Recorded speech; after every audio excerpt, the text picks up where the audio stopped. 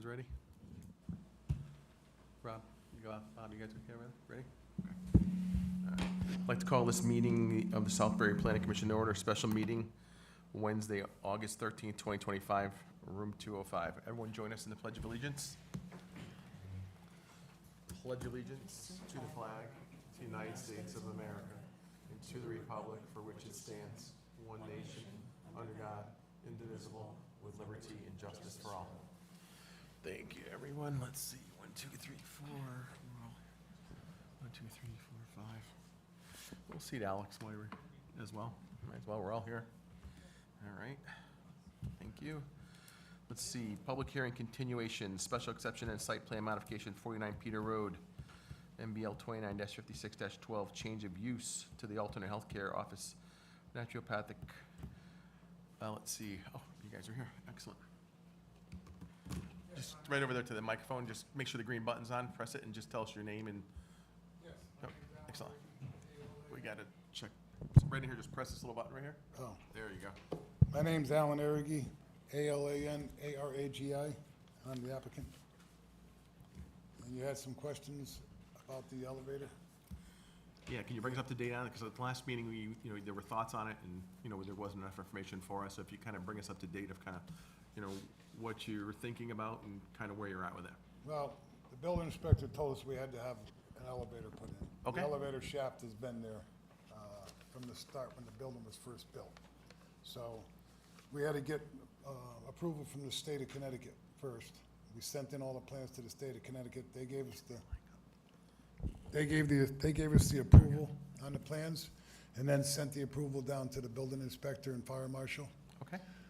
We've got, as for the elevator, the fire marshal approved the elevator shaft, and Mark Brody has also approved the elevator to be in, but we can't put the elevator in until we get to zoning with the change of use, and once they get the approval, then we're gonna start on the elevator as soon as possible, within the next month.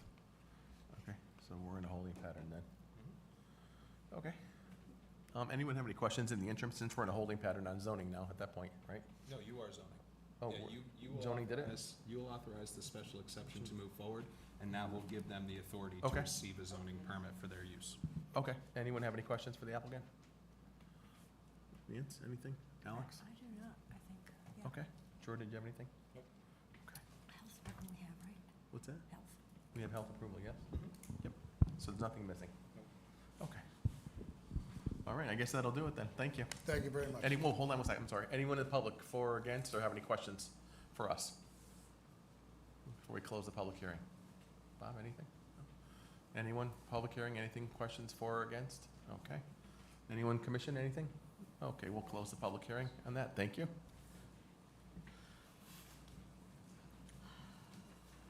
And we need to make a decision on that, all right?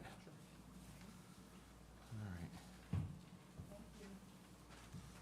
So the public Hearing hearing was just closed. They will still, there's a discussion portion, just so you folks know. And we'll make a So yeah, decision. maybe don't take Just- off just yet. Couple minutes. Yeah, a couple more Yeah, minutes. Couple more minutes. Not a problem. So we have to make a decision for a vote tonight. Everybody, any questions, any thoughts? See anything, Alex? Anything? I did just have a question about the parking and whether that is Rezoned. Is your mic on? compliant as well. Oh, I think you ran out of battery. Sorry. Oh, no, there Oh, it goes. you're back. I did just have a question about the parking and whether that was also accounted for in the It plan was, right? for ADA compliance as well. Parking requirements were hit, and this actually has a variance associated with it with Right. respect to parking. So the number was able to be flexible. However, this use actually reduced the overall parking requirement, so they're actually at a good number for that site. Nance, anything? No, that's the number. Your question was about ADA, right? Well, in that, sorry, there's feedback, but in that there was the elevator, which would also be for ADA compliance, that the handicap or the ADA accessible parking was compliant as well. Mhm. That's my question. So we can ask the applicant with respect to that. It's already an approved site, so it's already gone through this aspect of approval with respect to the planning commission and any special exceptions. Our application is just for a new use to be Right. accommodated at that site. But if you have any questions regarding the handicapped, the public hearing's closed, so we actually can't inquire with the applicant at this time. We'll get the information, it's there. I think it's on record that it has been approved. There's enough Yep. We're just compliant changing use of parking the, for of that. the, Yeah. of the property. Sorry about the feedback today, guys. Wow. So I'll make a motion to approve it. Any discussion? All in favor? Aye. Opposed? Abstentions? All set. Thank you. Now you're good. Now you can go home. All right, moving right along for continuation of public hearings. Special exception to site plan modification, 800 Main Street South, B3B, commercial zone, change of use to coffee shop. Bruno's Cafe. Yeah, we have electronically. This is what we got this afternoon, Thanks. isn't it? Yeah. Yeah. You have to open the public hearing. So whoever is going to give us the overview, oh, right there at the microphone, just give us an idea of who you are and what you represent, and give us a 30,000-foot overview of kind of where you guys are at. We had a few questions from the last time, and we'll kind of go from there. Okay, great, thank you. My name is Peter Olson. I'm an attorney with an office in Bethel at 275 Greenwood Avenue. My firm name is Land Use and Conservation Council. I did submit this narrative with attachments electronically, so you probably already have it, but Yep. I printed it out anyway, just in case. I'm here tonight on behalf of Good Fish LLC, represented by its member Scott Benincasa, sitting in the front row. Good Fish is the owner of the property at 800 Main Street South and is the applicant for special exception and site plan approval. First, we want to apologize for our absence at the last meeting. We had a mix-up on the date and didn't intend to not be here. So we appreciate you continuing to this special meeting night, and we'll try to answer the questions that Sure. we could discern from the minutes of that meeting. So the application is to allow space in the existing building to be occupied by Bruno's Cafe, which is intended to be a table service restaurant as defined in the Southbury zoning regulations. A table service restaurant is allowed in the B3 zoning district, in which the property is located, by special exception, which is why this application's here. I note that we've received plan approval from the health department, from the health district for the proposed use. And we submitted a copy of that to Jordan earlier today or yesterday.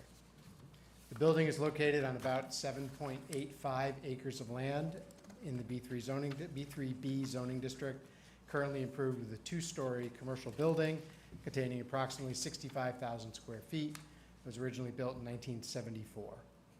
So we intend to lease about 3,000 square feet to Bruno's Cafe for their new restaurant. This will be their second location. Their first is located in Unionville, Connecticut, and contains about 1,000 square feet in Unionville. This will be triple the size, 3,000 instead of 1,000 square feet.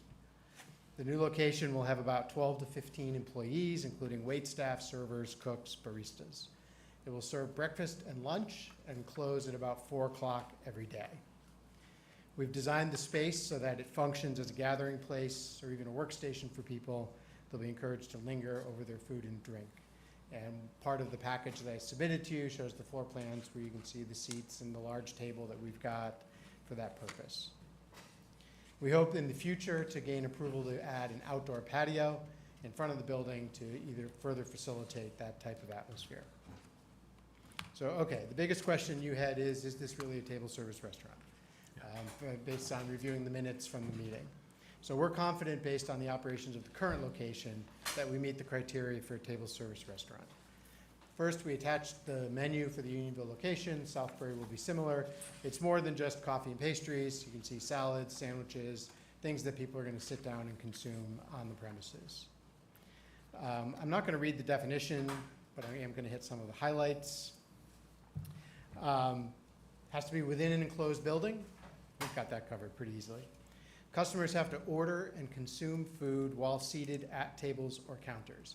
And that is the intention of this business, that you will order your food from your seat or counter and it will be delivered to you. Some outdoor seating is allowed. That's not relevant yet. In the future will be, we hope. Takeout is allowed, but only 10% of the total business and 10% of the total customers can be defined as takeout transactions. So how do we intend Bruno's Cafe to operate? The bulk of the business is exactly what you expect it to be. You sit at a table or counter, a wait person takes your order, food is brought to your table, and hopefully you enjoy it. There will be other options for ordering. You can order from a wait person before you sit down, then you go take your seat, they'll bring the food to you. You might have seen in some restaurants that they give you a number and you put a number on the table. That's what we expect to happen. Also, you could place your order from a tablet device or a mobile phone, again from your seat, and again, the food will be brought to you as well. And then obviously we expect some amount of takeout business as well. So we looked at the business records for the existing location of Bruno's Cafe in Unionville, and we've attached for you a printout of their business for the period July of last year to July this year, so a one-year time period. And as you can see, the dine-in number, 557,000, it's by far the biggest proportion of the business. Then there's two other columns. One of them is labeled in-store pickup, 111,403. That is what we believe to be part of table service restaurants. That's the equivalent of dine-in. It means the person ordered the food in the cafe, sat down, and ate it. So those two should be considered together, and then the rest was takeout. That first number for the existing location is 87% of the business is dine in, sit down, eat it there. Takeout orders were about 13%. So we know the number in your regulation is 10%, and obviously we're off by a little bit, but what we expect is that because the Southbury location is 3,000 square feet as opposed to 1,000 feet at Unionville, that there will be a significant shift in that business towards coming in and sitting down. We may still have the same dollar number of takeout, but the dollar number of in-store dining will be much higher, we expect.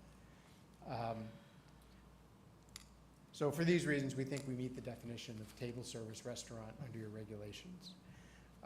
And then I saw in the minutes that you had questions about the dimensions of the sign. We had a professional rendering prepared and overlaid over photographs of the building. So in the package that I gave you, you can see two photographs of the existing building, and then the last one is the professional rendering of the sign with dimensions on it. 16 inches tall, 96 inches wide, so 8 feet, and set 90 inches off the ground, and we think that meets the criteria of the zoning regulations. So hopefully you agree with us, and look forward to having a sandwich at Bruno's Cafe. We're happy to answer any questions that you have. Thank you. Anybody have any questions for the applicant, Robin? Bob, if you can turn yours off, Nancy, if you can turn yours off. Okay. Thank you for providing such comprehensive information and documents. It looks like you're trying to encourage co-working there, perhaps people gathering, working, maybe meeting. It says doing presentations. Yes, absolutely. You can see on the floor plans, there's a large table in the front. Yep. And we would expect that to be something that could be used for someone who wanted to have a meeting or do a presentation. But all focused around keeping people in the cafe for consumption of as much food and coffee as they can drink and eat.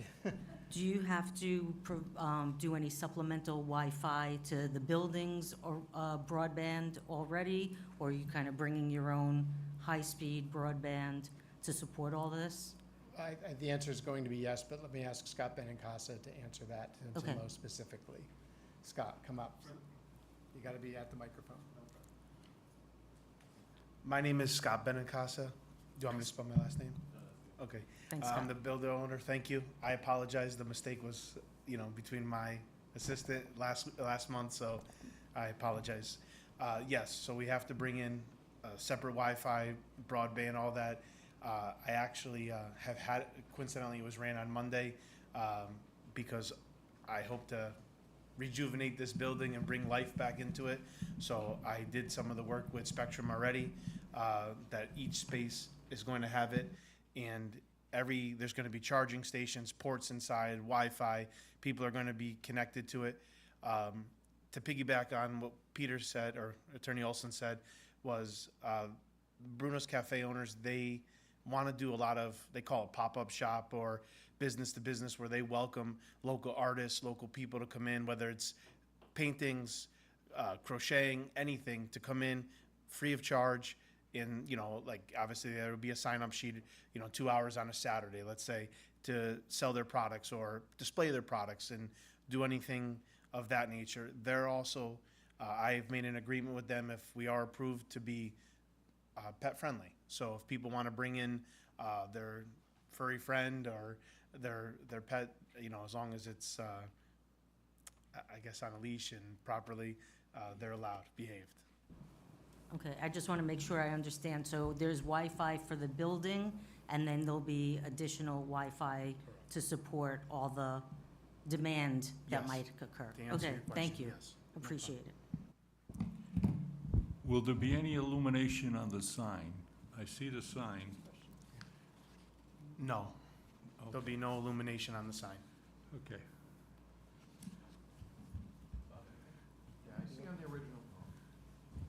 I see on the original application, it says number of employees, 3.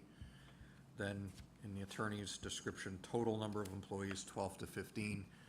My question revolves more around table service. If there's 3 employees, I'm assuming per shift. You figure someone's probably running a register, someone's probably in the back cooking. Is 3 employees gonna be enough to do table service? Or is there gonna be an expansion on that number, or can you just give us a little more details on that? So I just want to point out in the narrative that I submitted, section 3, we've got a breakdown. We expect 12 to 15 employees overall, each shift of between 7 and 9 employees, which would be 4 to 5 employees handling, taking orders, serving food, fussing tables, and then cooks and baristas, 3 to 4 employees. But let Scott give you a little bit more on that.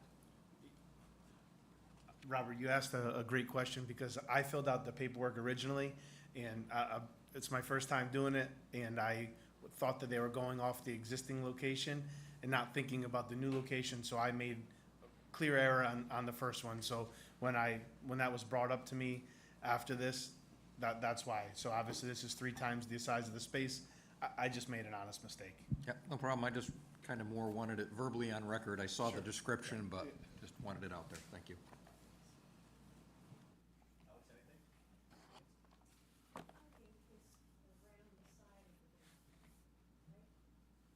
It's on the left, right, and behind. Correct. There's parking on the left and there's parking on the right when you're facing it.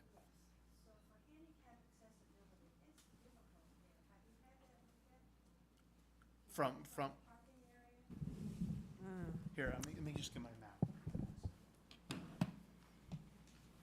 We have a copy of the site plan. Not here. I haven't had it checked by, the state of Connecticut or anything like that, but there's no lip, there's no step, there's nothing.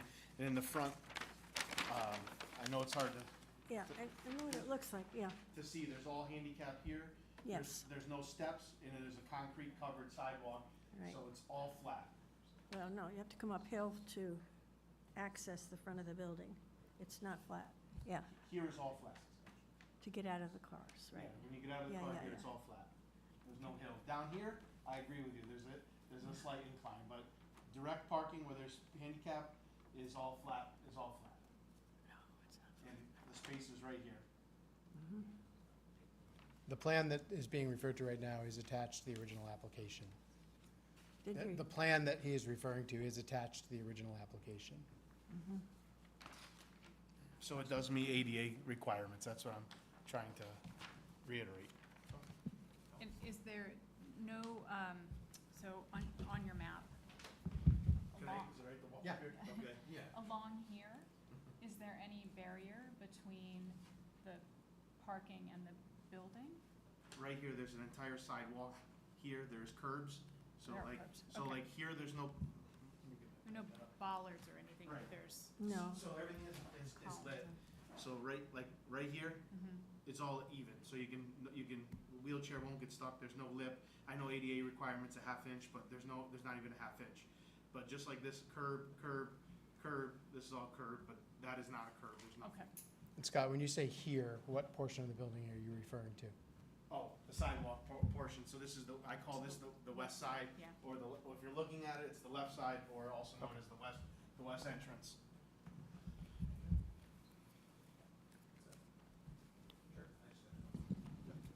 So, Scott, I just want to touch on a couple notes.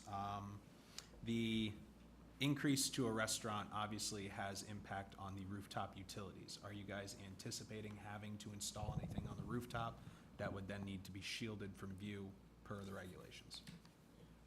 On the rooftop, the previous owner had it split up because it was one large space. I should say, they had 3 rooftop units for that section already. My preparation is I'm going to replace all of the HVAC up there. So the answer is it going to be new equipment? Yes. Is it going to be more high-tech? Yes. Is it shielded? Yes. There's already a parapet up there, so you'll never be able to see the HVAC equipment from the street. It's very, I guess if you're standing at 900 and they're in their parking lot, you may be able to see the top of an HVAC unit, but you're not going to be able to see any type of utilities on the top. So the building was originally designed to accommodate exactly what you're saying, with the parapets to shield all the utilities. You're changing the HVAC units, which have an effect on the other units in that development, but what I'm more specifically talking about is any additional vents, ventilation systems, anything specific to the restaurant use that's Understood. needed as an aspect of this. Yes, part of the health approval, they wanted us to put, a hood was not, they wanted a hood, but the fire marshal wanted a, sorry, let me be clear, I apologize. The fire marshal wanted a hood. It is not technically required under the state code, but the fire marshal wanted it. So Bruno's Cafe, the owner, has agreed to put in a ventilation hood, and that will be placed more in the center of the building, and it'll also be behind the parapet, so you will not see it. Good. So if we have to adjust those parapets at all, you'll do it? Yes. Yep. That's fine. And I should have clarified in the beginning, I'm in the construction business. I have a staff of, employees, so if there is a modification that means, I'll be more than willing to do it. So the shielding of rooftop utilities is a condition of the approval, so if for any reason we find that additional shielding is necessary, we just gotta touch base on that to make sure we're in line with the approval. Okay. One other question I had for you is your representation of the business use is pre-made food. Looking at the menu, there are a couple items that, in my opinion, couldn't be pre-made, especially when we're talking avocado toast, because it has a shelf life of 18 minutes. With that being said, does the representation of pre-made need to be changed, and is your health permit still in line as long as the pre-packaging isn't accommodated? And I you're think actually the cooking? word pre-made comes from your regulation and is intended to imply that the food is put in front of you ready to eat, rather than something you have to heat up. That's not an aspect of our regulations that was Are you included sure? in the original, especially with respect to the restaurant definitions. The pre-made isn't an aspect that we need clarification on. This is more related to the offerings that the applicant has proposed, and he's alluded to the fact that this is pre-made food, which would allude to pre-packaged, arriving on site, finished, heated up, and then served to the patrons. So basically, if it needs to be changed, we have to change it, right, to change the application and make sure health department knows that they'll be cooking on this, on there, right, versus just all pre-made food. Can I answer? Yeah, okay, Scott. So to clarify, like, there's not gonna be any friolators or anything like that. What they have is essentially a toaster oven. And so, like, let's just use Arethusa for a minute in Litchfield. Their milk gets brought in every day from Arethusa, the cream, everything. So, like, I'm just using dairy, for example. The almond milk, all that is pre-done, okay? Yep. The breads come in from a local bakery in New Haven. They're brought in every day. So when I say breads, I'm talking croissants, I'm talking rolls, I'm talking muffins, all of that. So it's all pre-made. As far as salads, sure, I guess they're making it on site, but it's already pre-done. Like, they're already gonna have it in a package, and it's going. So the most they're gonna do is take out. Agreed. Like let's take avocado, because or take it up. You take it out of a package, or they'll cut it that day and prep it. But it goes on the toast. They're not like they're not making anything on site. Yeah, it's not a full-scale restaurant with the necessary features to accommodate a full cooking space, but the language needs to be such that we're removing the pre-made aspect of it, because you are making some items. A lot of it's gonna come pre-made. Hash browns could, that would be, Yeah, what, The eggs? fire marshal must have thought the same thing, obviously, because they asked for the hood. So let's just make sure that we're in line with that. Somehow, some way, make sure that we get that language taken care of it. so we'll just remove the language of It's easier that way. pre-made from the approval. You guys will have some pre-made items, but you'll also be preparing items Yep. on site. We just wanna No make sure problem. everything's clarified. Does that require any addition or amendment?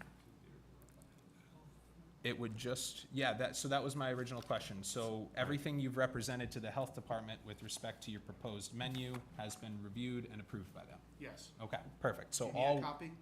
no, we already have a copy. I just wanted I to know, I confirm that what you guys had actually touched base on what we're Yes. talking about here.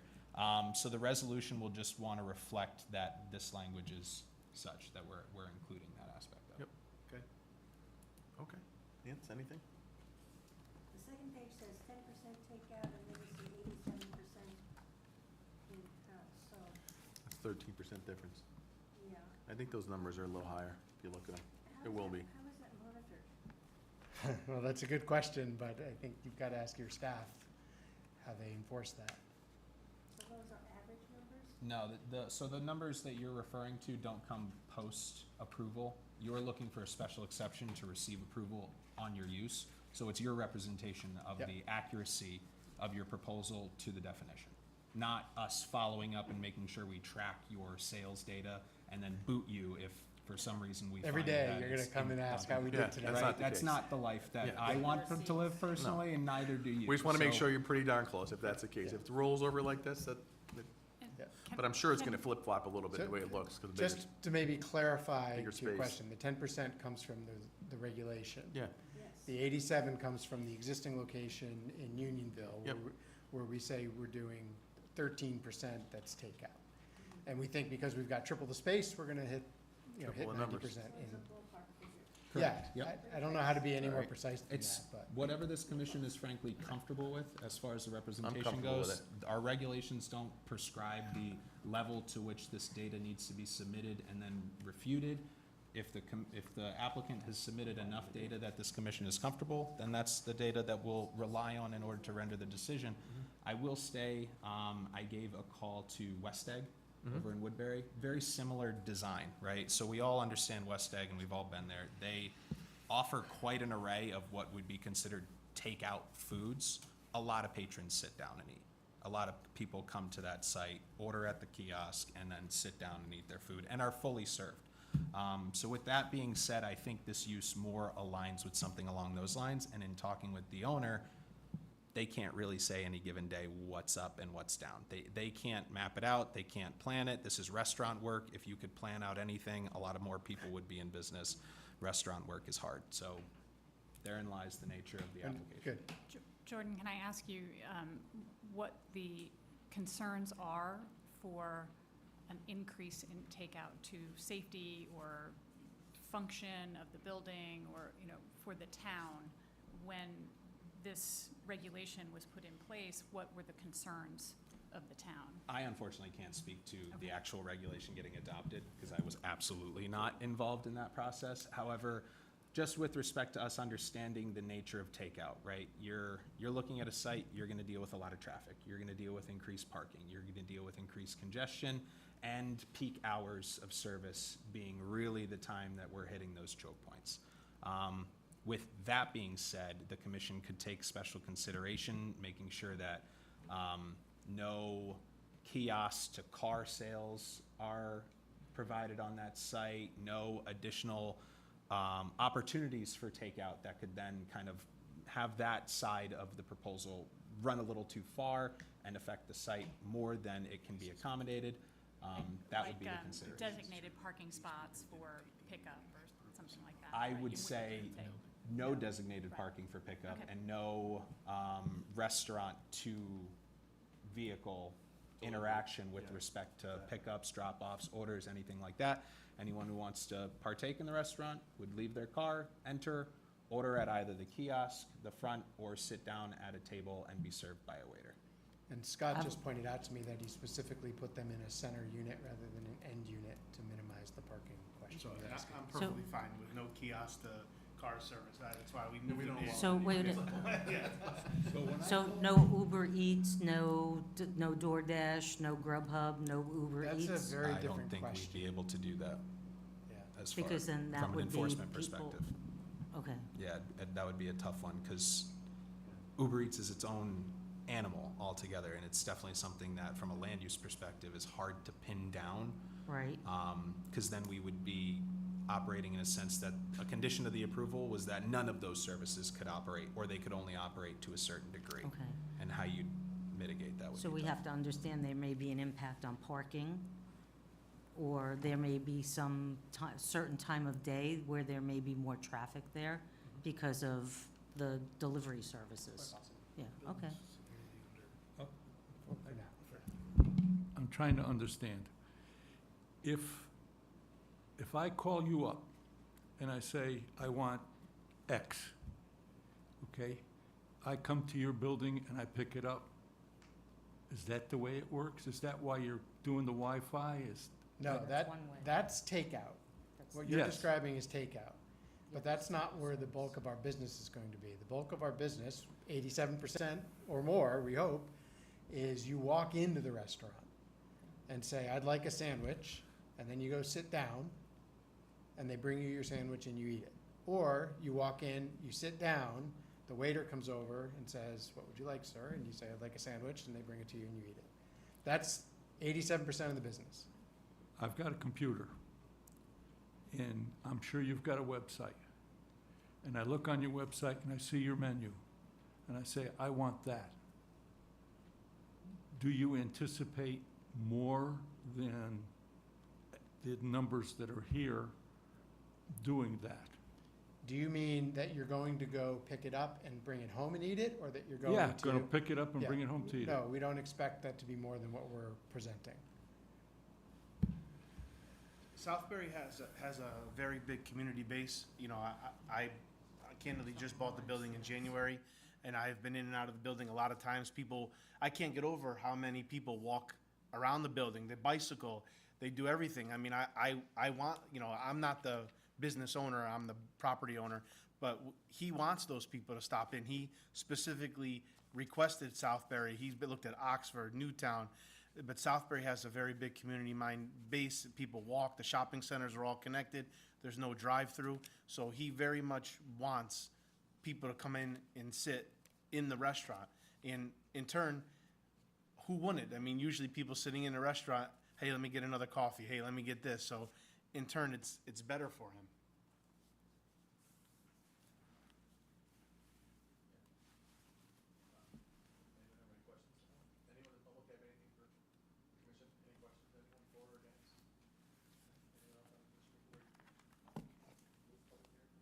Close public hearing. Thank you, guys. Thank you. Appreciate it. All right, we have to make a decision, everybody. Oh, you have the resolution? Pre-packed food. Sales intended outside of the building, Ooh, that whole thing, huh? rooftop utilities will be screened.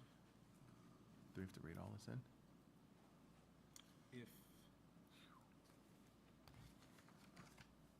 If the commission feels that there's anything else that they want addressed. I can read it if you want. It doesn't matter. So we're gonna read what's that? The sign's fine. Yeah, yeah. Oh, yeah. The size complies, yep. So we're gonna read in the resolution and then make a decision. Any questions before we do that? Okay. You wanna read it? Yeah. Cool, thank you.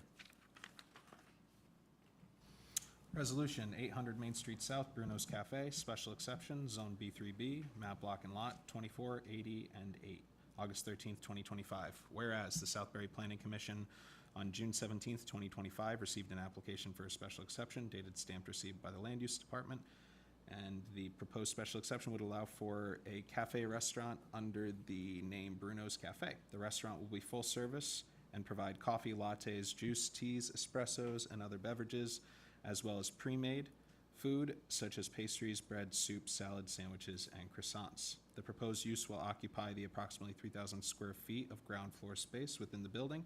Hours of operation are proposed to be 7 a.m. to 4 p.m. on weekdays and 8 a.m. till 4 p.m. on weekends. The restaurant is proposed to have 12 to 15 employees. Each shift is proposed to consist of 4 to 5 food service staff, as well as 3 to 4 cooks/baristas.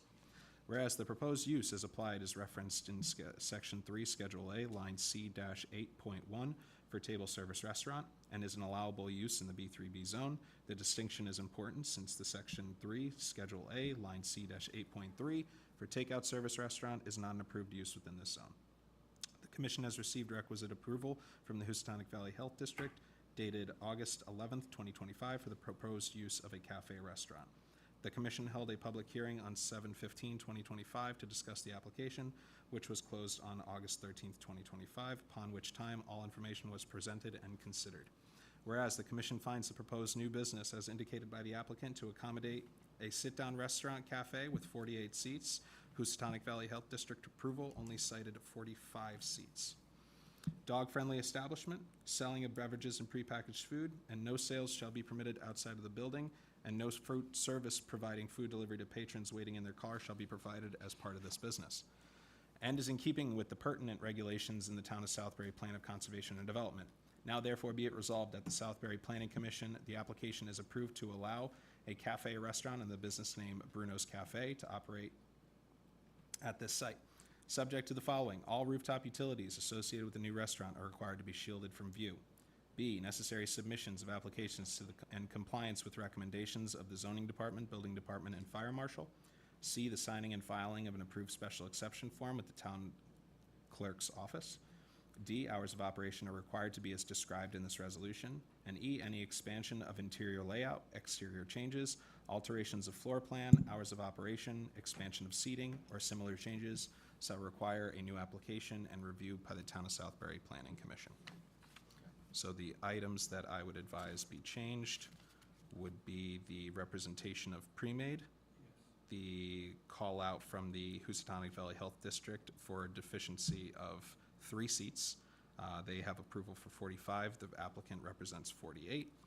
And then finally, I would also include the allowable use of artists and other patrons to operate within the building, so long as they operate within the building for ancillary sales accessory to the approved cafe use.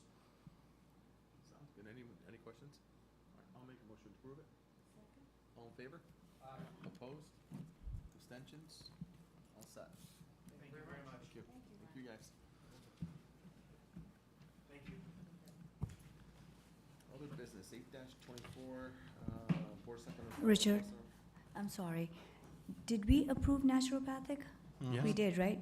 Is there a resolution to be read into record for that one? Probably.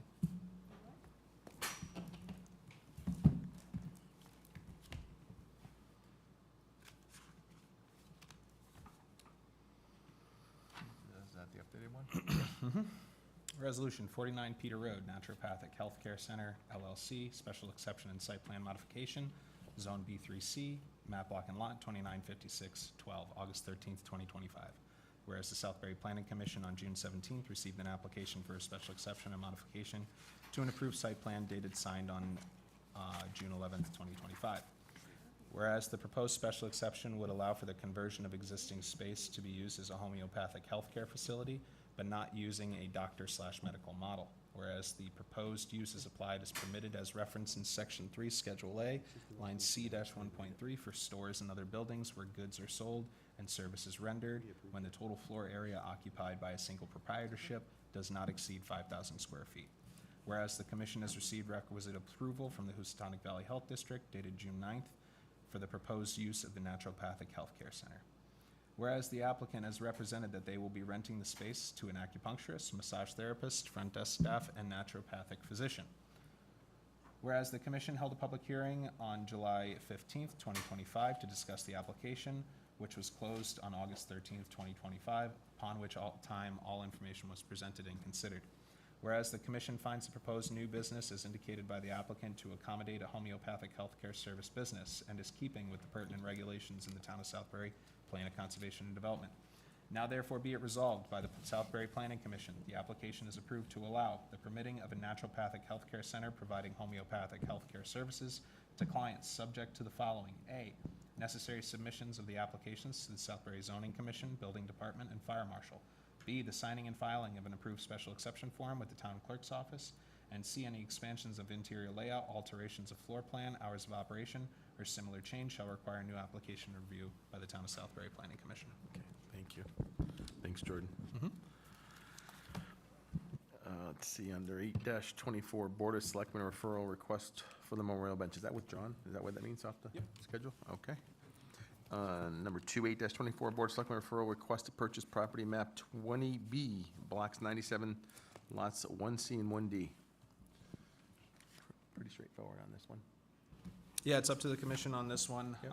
The last inquiry we had was related to the driveway situation with respect to this. I called out the potential issue of relinquishing ownership rights of this, given that the ownership would not be consistent with the actual parcels that utilize this common driveway access. I was able to reach out to the applicant in this case, and he did represent that his intent for purchasing the parcel, which was a piece of information that the commission wanted, was just to further increase the size of his parcel.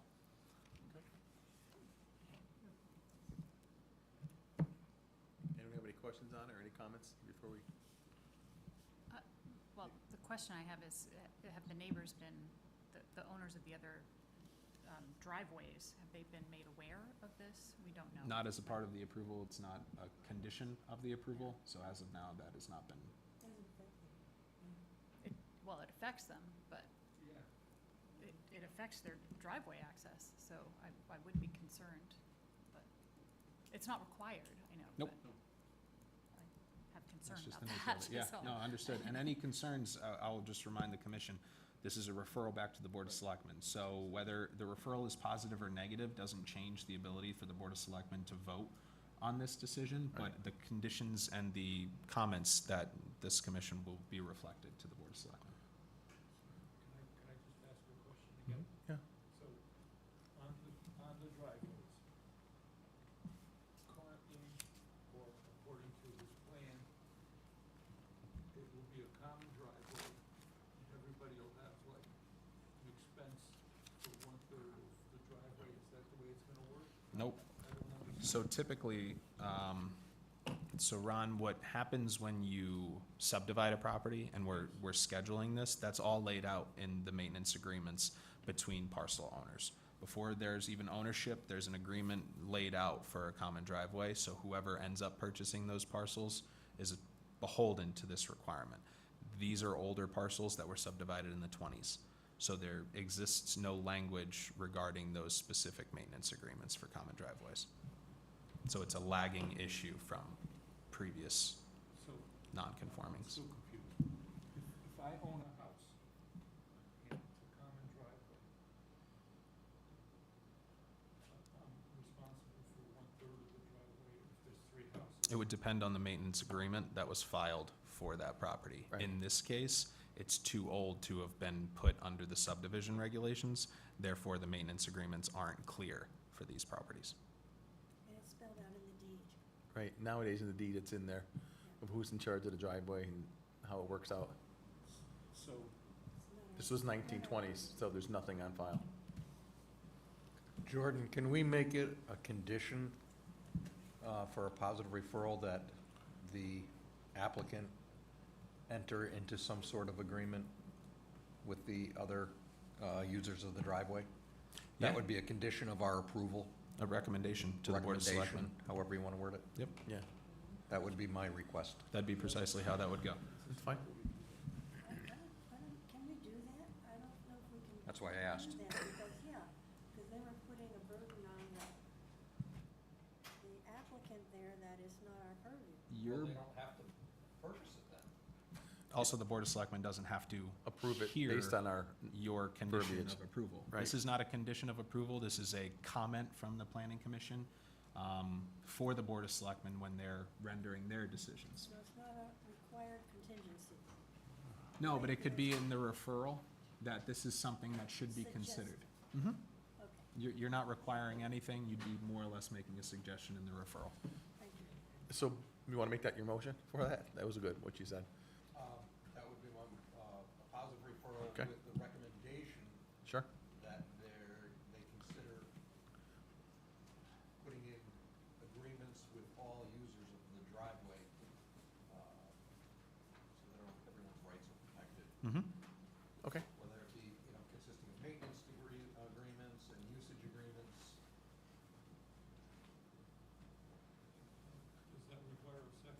It will in 1 second, it will when Bob's done, yes. He's still thinking. Is that good? Yeah, I think that's good. Okay. You- Okay. Okay, we have second the motion. Any discussion? All in favor of positive referral back to the board? Aye. Opposed? Abstentions? Positive referral back to the board for that. Thank you. That one I'm not sure about. There's a requirement for the new driveways when it's common, but this one I'm not privy to the actual width of it. Right. Because I just worry about, I got a house over here and it's on fire. Is the driveway big enough so that the truck can get out there? This isn't for consideration at this point, given the site's already been established, it's pre-existing non-conforming, so even if the width of that driveway wasn't able to accommodate it, there's no changes we could impart on that homeowner at this point. Okay. 8-24 SLR referral, request to make pedestrian safety improvements, Main Street South and Poverty Road. What you got there? Yep, so SLR sent this out, we got a copy to everyone. There are 3 distinct improvements, mainly related to crossings in front of the ShopRite building, crossings, pedestrian walk sensors, as well as improvements down Poverty Road, including sidewalks and necessary crossings for the Main Street intersection at Poverty Road. These are all coinciding with a state grant-funded project that Public Works has been working on for quite some time, and it's up to the commission to provide any comments and referrals back to the Board of Selectmen regarding this municipal improvement. This is the same plan that was approved way back when they did the Main Street South improvements on the crosswalks, et cetera, Are you referring to the pedestrian safety study? Yes. Yep, so they utilized the pedestrian safety study to pull the recommendations for this proposal. So everything that was in that study is in there. Is in alignment with this. And with the synergy there, SLR was the group that was utilized for that proposal, so they're also the group that was utilized for this. Right. Yeah, we did that. Yep. No, it's not something that really applies to streetscape at this junction. We're still in our infancy, and this is a project that's moving forward. Anybody have any questions on this? It's pretty straightforward, right? I'll make a motion, okay, you guys did. Positive referral motion there, and then Ron second it. Any discussion? All in favor of positive referral back to the board? Aye. Opposed? Abstentions? Thank you. Oh, yeah, Nancy, I know you're happy about that one. 8-24 referral, Southbury Volunteer Fire Department Association referral request to install the split rail fence. Yeah, so I spoke with the fire chief and fire marshal today about this one. They didn't really have anything laid out, but I can kind of walk you guys through it, and walk the commission through it, and if anyone has any questions, we can kick that back to the applicant. We're all familiar with the fire department garage and the Southbury Volunteer Fire Association garden that kind of images towards Main Street South. The proposal is to install a split rail fence at the rear of that, aesthetically pleasing, provides kind of a reduction of the slope from that parking area up there and kind of an impedance. We had a rendering, but the fire marshal got pulled out and wasn't able to send it to me before the rendering came through. It is a simple split rail fence to be installed in the rear of that portion, just in the extent of the garden, kind of between one evergreen and the other. Keep people from driving into the It has more aesthetic appeal than a pedestrian or vehicle safety appeal. But it's a split rail fence. It would look nice in that area. Yeah, thanks. Yeah, look nice. guess my only comment would be, can we get,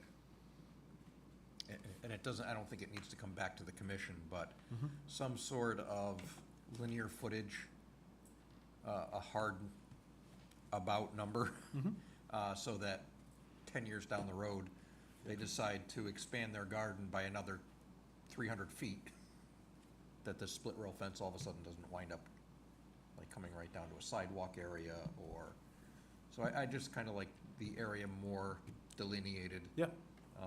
And then I'm sure your office can handle that. Yeah, I'm happy to work with the fire marshal and make sure that we have clear documentation. One, get the rendering submitted, because, you know, I only saw it on the computer, but it was ready to go.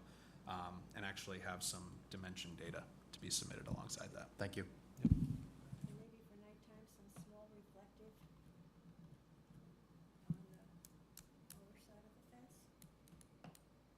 Traffic There's really no traffic interaction in this area.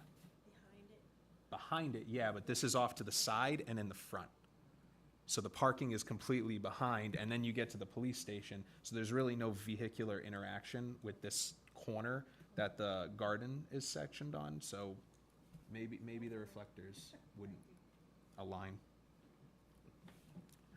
I'll make a positive referral back to the Board of Selectmen. Second. Any discussion? All in favor? Aye. Opposed? Abstentions? Positive referral sent back, thank you.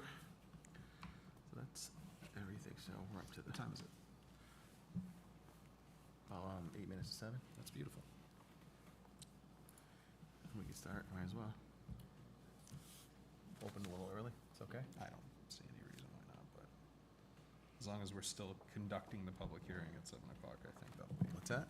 As long as we're still conducting the public hearing at 7 o'clock in the Yeah, event we will that be. anyone We're gonna in open the public hearing a little early for you guys, okay? Okay. All right.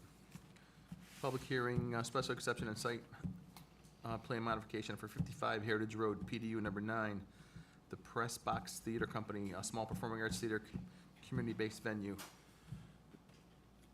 Whoever would like to, I know we got a high-level overview last time, thank you, it was awesome. Whoever wants to kind of jump up there now, just give us a real quick skinny of it, and then kind of give us an idea of some of the fine-tuned portions of it. Full house, okay? And then we'll kind of go from there. Thank you. So, before I go, this is what the space looks like for everybody to see. Okay, perfect. So just tell us your name and where you're from. Thank you. Sure. For I'm the record. William Linster. I'm the president and artistic director of the Pressbox Theater. I'm from Woodbury and South. There we go. All right. So, yes, as I just said, my name's William Linster. Before anything else, I just wanted to sincerely thank the board for holding this special meeting.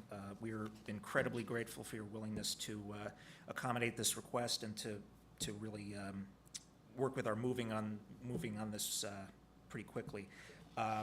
So, as we said basically last time, sort of the 10,000 foot view of it. So we're seeking a special exception for the use of the portion of a warehouse space at 55 Heritage Road as a small nonprofit performing arts theater with a current capacity of 75 seats.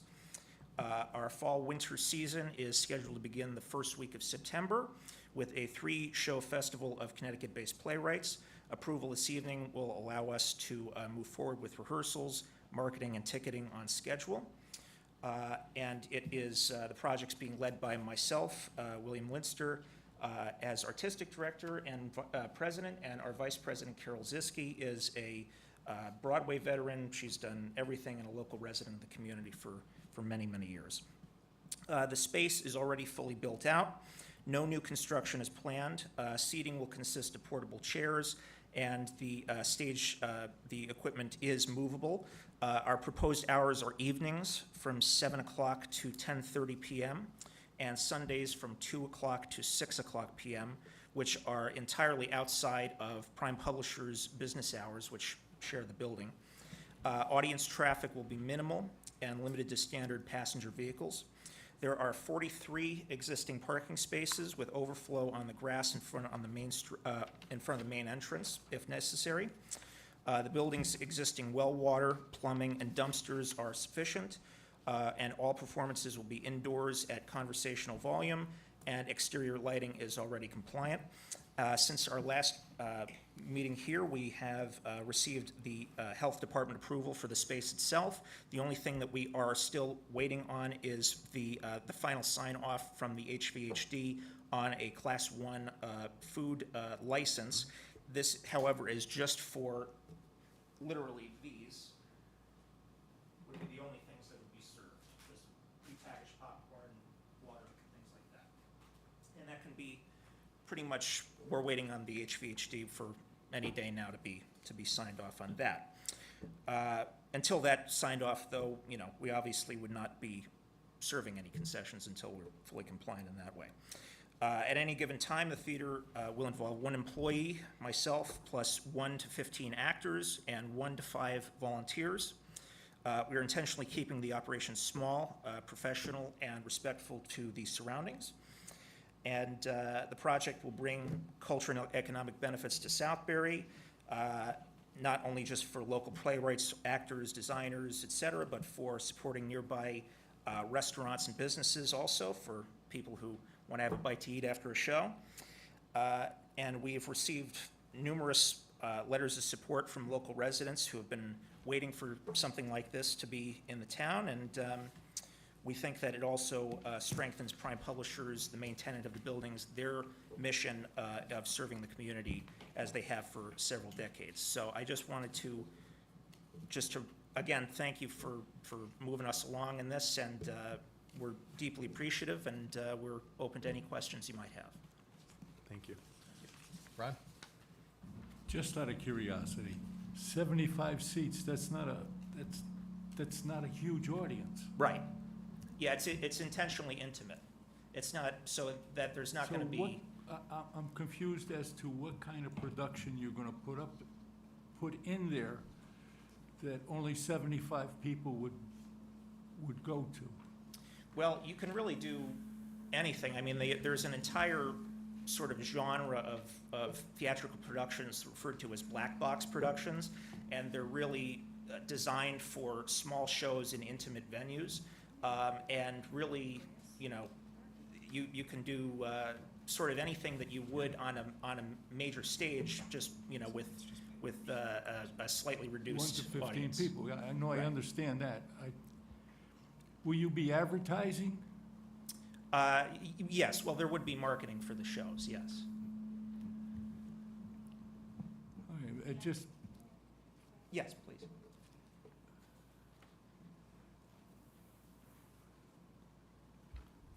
Good evening. My name's Carol Siski, and I really appreciate your questions. In answer to your question, the first 3 shows that we're doing are small black box type of shows. The first one is the longest running show in theater history, The Fantastics. It was originally done in New York with a theater that was about the size of this. In fact, the size of the dimension of the stage of The Fantastics is exactly what we have. The second show that we're doing is Love Letters, 2-person show. It's done on a bare stage. And the third show is I Do, I Do, the story of a wonderful couple and their journey through life and through marriage, from marriage until later years. And all 3 of these shows are shows that are highly anticipated. And what you can do in a small space and what people are really craving in coming to theater is to have the kind of experience where they feel akin to the audience. The actors and the audience are one. And you don't get that feeling in a great big Broadway theater. Your question is very well taken, and if there's any other answer, I can give to you that. I've directed in large theaters and I performed in small theaters all the way up to the size of, well, I was in Broadway in Fiddler on the Roof. And I've toured and been in really big stages, but there's nothing like the intimacy of what we're doing here. Thank you. Thank you. Anyone else have any questions for Bob? I saw that in the letter. Is there a plan for overflow parking? You have 43 parking spaces and 75 seats plus actors and employees. Yes. Is there any concern about parking there? Yes, so we do have an area in front of the main entrance for overflow on the grass, but we also are in a situation with, in the past, we have worked with Prompt Woods right across the street in accommodating overflow parking for their events, and we're sure that we can arrange something like that for any necessary overflow with this facility as well. So, And regardless of overflow, it is still a compliant design for the parking and the use. Anybody else?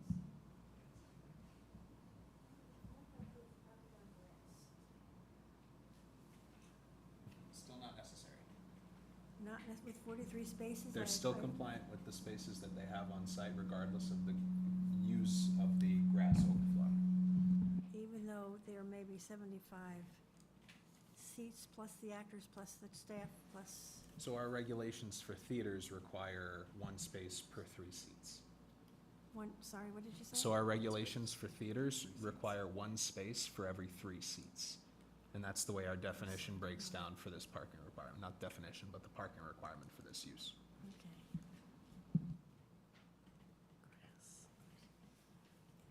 I'll read one correspondence into the record that was sent to us. Then we'll go to the public for comments, questions, and then we'll come back to us. Sounds good. Okay. August 13th, 2025, to the Planning Commission. I am writing in wholehearted support of William Linster's petition to operate the Pressbox Theater in warehouse space at the Prime Publishers Building at 55 Heritage Road, under consideration at tonight's meeting. This seems to me to be an excellent use of the existing space during hours that the adjacent newspaper business is closed to the public. As a 35-year resident, I am excited at the prospect of professional music theater returning to Southbury. The Pressbox Theater will fill a void that has existed here since the closing of the old Playhouse. That's it. My understanding is that the seating will be limited and hours will be such that traffic is not likely to be affected. With no exterior modifications required, the effect on neighbors should be minimal. The location near the town center and just off Route 6 is convenient, particular to the many residents of Heritage Village who are likely to be enthusiastic patrons. As a former longtime staff and member at Voices, I am especially pleased to know that the rental of the warehouse space will support the newspaper business, helping to ensure the continuation of local news coverage that is so important to the area residents.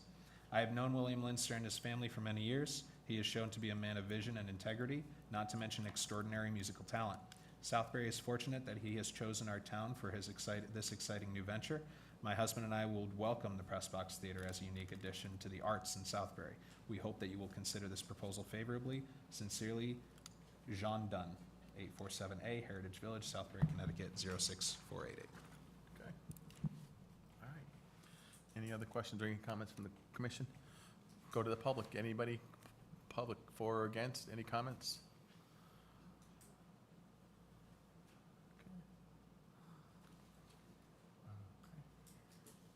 Again, my name is Carol Ziske, Vice President of Pressbox Theater. This letter is, someone has asked me to read this evening. It is written by Lauren Yarger. She is the executive producer of the Outer Critics Circle Awards in New York. To the members of the Planning Commission, as a theater producer in Connecticut and New York, one of the best items of news I have heard in a long time is that Linster Entertainment has established a theater space in Southbury. My experiences producing theater events in New Haven County have resulted in enthusiastic audiences, and that excitement and commitment appears to have extended to the events that have been held so far on the Heritage Street location. There is great interest in theater, but a lack of space in which to produce it. Both William Linster and his partner Carol Ziske have spoken enthusiastically about the community and are dedicated to producing and presenting theatrical events that will not only entertain audiences and serve existing businesses like senior citizen facilities in the area, but could also boost revenue for restaurants, shops, and other businesses in Southbury, both before and after shows. Frankly, I cannot wait to begin producing my own events at the Pressbox Theater. Beyond the professional satisfaction of working with both William and Carol on other events connected with my production company, Gracewell Productions, and in my capacity as president of the Connecticut Theater Women's Network, I have had the good fortune to make two friends whom I could not admire more. They are among the hardest working, dedicated, caring people of integrity I have ever met in my years in the theater industry. Southbury would be very lucky to have them. And I now ask you to support the establishment of this much-needed theater space. The community will only benefit. Sincerely, Lauren Yarger, producer, Gracewell Productions. Thank you.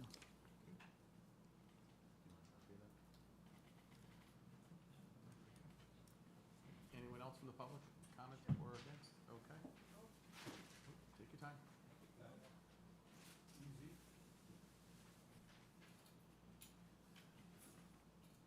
Hello, my name is Kathleen Brown Carano.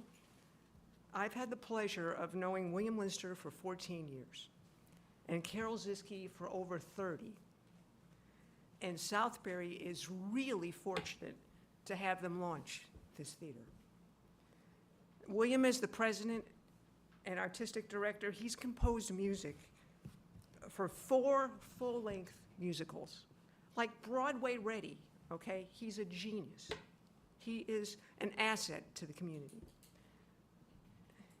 He's served as musical director off-Broadway and locally for theatrical productions and award shows. William, how old are you? 28. Okay? He means business. Anything he touches turns to gold.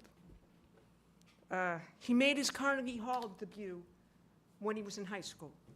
Do you know anyone else who's done that in Southbury? Really? Okay. He was named a Jonathan Larson Grant finalist like 2 years ago. Jonathan Larson is the guy that wrote Rent, and he died, and then they have this big scholarship. Well, he was a finalist. That's pretty good in my book, considering the competition, okay?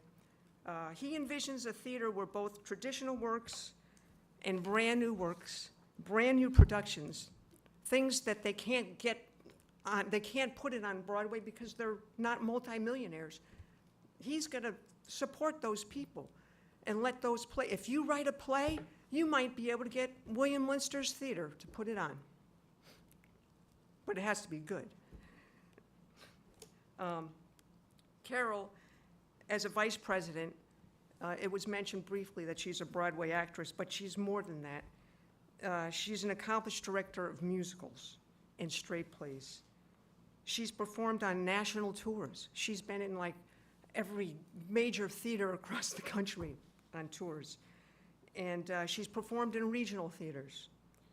And she possesses the artistic vision and the theater expertise to run a theater. She runs a tight ship. And I wish I had her energy. The Pressbox Theater will welcome all creatives, offering affordable, accessible space for performances, workshops, new play development. It will give Southbury a vibrant cultural hub that fosters creativity across all age groups. It's going to support budding playwrights and performers and draw visitors to this town.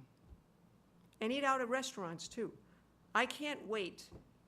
I'm going to be the first person to buy a season ticket. I'm a Broadway-type musical junkie, okay? I rather go to Williams Theater than go and take the train and come back at 2 in the morning. I love new stuff. And in fact, I'm going off script here. I am so tired of jukebox musicals. There's nothing original, like even at the Palace Theater anymore. Like they're doing the lives of everyone that died because no one could come up with a really good play. I don't understand it. These guys are going to find those plays, okay? Anyway, it's going to bring people together, encourage support for local businesses, and strengthen Southbury's connection to the arts. Sorry to get long-winded, but I'm very keen on, I really want this to happen. Thank you.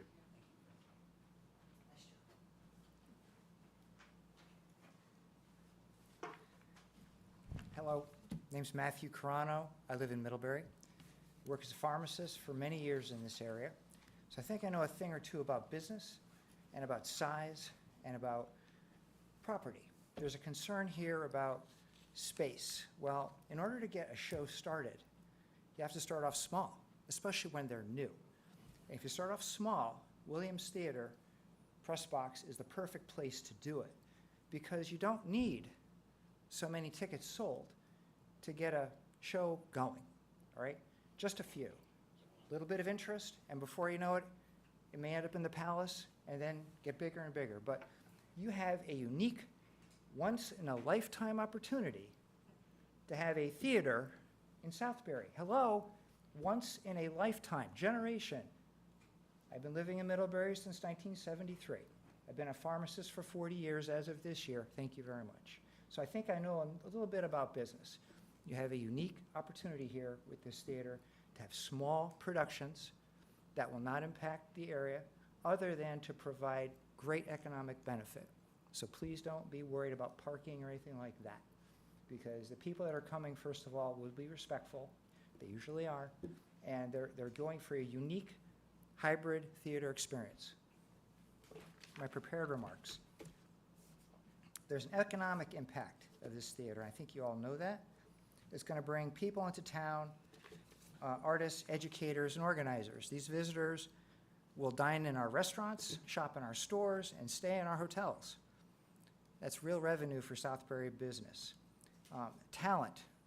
You're going to be bringing in people, not just who are theatrical, but tradespeople to build sets, business professionals to plan and promote these events, and educators to lead workshops and classes. There are plenty of schools in the area. Danbury has a theater production company, and I think Southbury Pomperaug has one as well. They're talented individuals. They live here, eat here, and contribute to our local economy in meaningful ways. And, you know, beyond the money, the Pressbox adds something, identity. Southbury could be what should be a real mark on the map for hybrid theater, and that gets around. So you might be seeing, we're hoping to see some very unusual shows, small to start, and grow outside after, you know, have a growth outside of Southbury. So that's all I have to say. I have some prepared remarks if you want to keep them, but thank you very much. Thank you.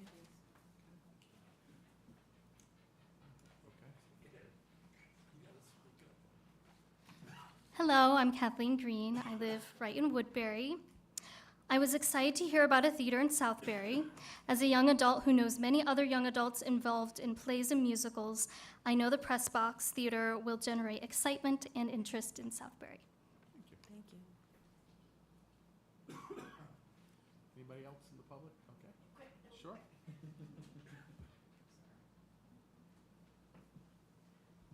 Hi, Jennifer Grace. I live in Woodbury. I submitted a letter, but I just wanted to add, on the way here this evening, I just realized, you know, I wrote about businesses in general, I wrote about restaurants in my letter, but then I realized on the way here, people have to drive by a lot of businesses in order to get to the Pressbox.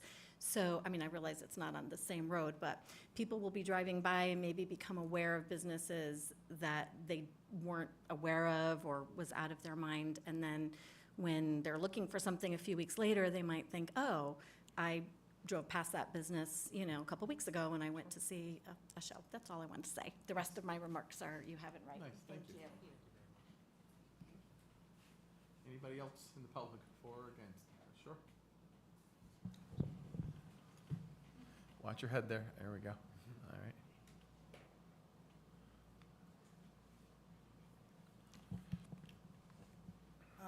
I submitted a letter also. My name is Lori Ann Witt. I am the director at the Glebe House Museum and Gertrude Jekyll Garden in Woodbury. And I just want to keep it real short. You have my letter, but how important theater and spaces like this are for the cultural heritage of our communities and the well-being of the people who live here.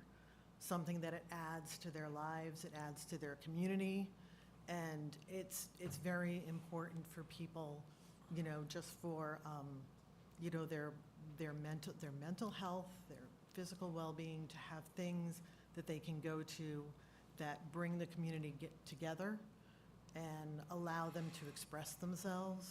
And it's something that, you know, is diverse. It brings all kinds of people together.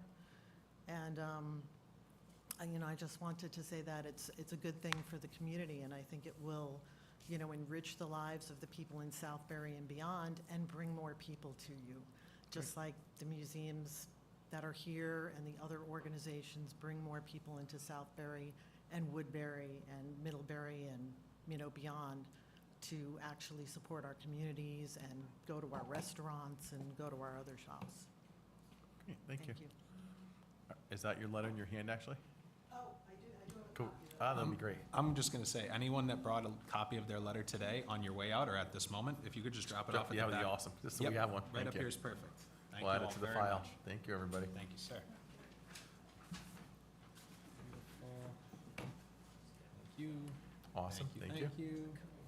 All right, lots of Okay. it, good stuff. All right. Anyone else in the public? That's pretty much everybody, I think.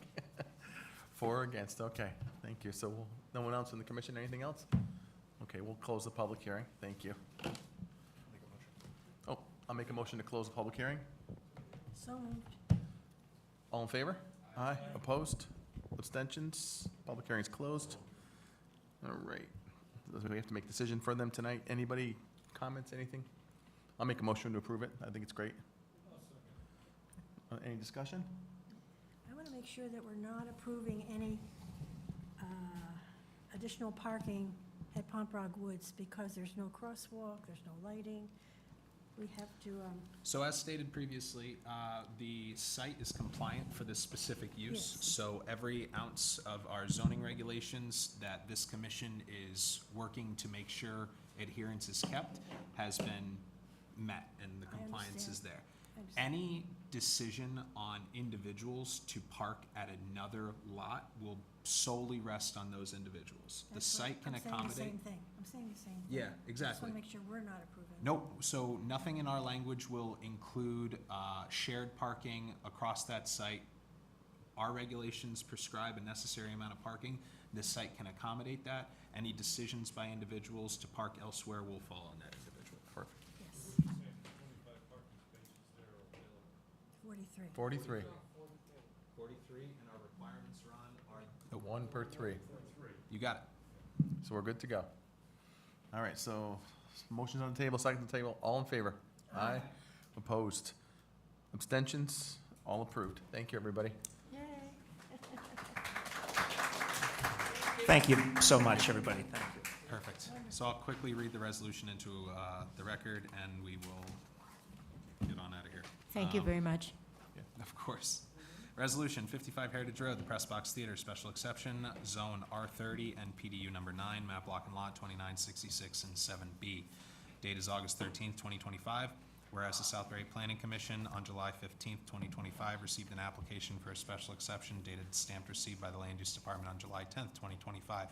Whereas the proposed special exception would allow for the inclusion of an accessory use for this site. The accessory use is proposed to be an indoor performing arts theater to be located in the previous warehouse area of the Prime Publishers Building. Previous special exception approval granted on November 14th, 2006 to establish Plan Development Unit Number 9. This approval granted the use of a commercial building within the R30 residential zone. Whereas the proposed use will occupy the approximately 2,902 square feet of warehouse space previously approved for the Prime Publishers business. The Pressbox Theater will occupy approximately 2,740 square feet of warehouse space, leaving approximately 162 square feet left for Prime Publishers to store their newspaper archives. Whereas the hours of operation are proposed to be during evenings from 7 p.m. till 10:30 p.m. and from 2 p.m. till 6 p.m. on Sundays. Whereas the proposed use is applied and referenced in Section 3, Schedule A, line C-5 for indoor commercial theater. Based on the nature of the pre-existing special exception for Prime Publishers, the business use would also be applying under Section 3, Schedule A, line D-1 for accessory uses. Currently, the zoning regulations only allow indoor commercial theaters in the B3A, B3B, and B3Z zone, so long as they are a minimum of 1 mile radius from any other theater. Since the site is established as a PDU, the business use of an indoor commercial theater can be permitted in this zone as an accessory use. Whereas the Commission has received requisite approval from the Houstonic Valley Health District dated July 17th, 2025 for the proposed use of the Pressbox Theater. The applicant has not received Class 1 food license for the sale of prepackaged food, as well as bottles and cans of soda and water. The commission finds the proposed new business as indicated by the applicant to accommodate a performing arts theater with a 24-foot by 12-foot stage and 75 seats, and is keeping with the pertinent regulations in Town of Southbury Plan of Conservation and Development. Now therefore be it resolved by the Southbury Planning Commission, the application is approved to allow a performing arts theater under the business name the Pressbox Theater to operate in the warehouse area within the Prime Publishers building, subject to the following. A, necessary submissions of applications to the and compliance with the recommendations to the zoning department, building department, and fire marshal. B, prepackaged food and beverage sales shall not be permitted until such a time that the Pressbox Theater has received the necessary Class 1 food license from the Housatonic Valley Health District. C, the signing and filing of an approved special exception form with the town clerk's office. D, hours of operation are prohibited from conflicting with the original approved special exception use at the site as the prime publishers. And E, and any expansion of interior layout, alterations of floor plan, hours of operation, expansion of seating, or similar changes shall require a new application or review by the town of Southbury. I will just quickly ask that the commission make the amendment of the inclusion of the date of the public hearing being opened and closed and all information being presented and considered today. Okay. Perfect. All right. Thank you. That's it, right? That's it, yeah. Okay. All right. All right. That's it for us. I'll make a motion to adjourn. All in favor? Aye. Motion, meeting adjourned.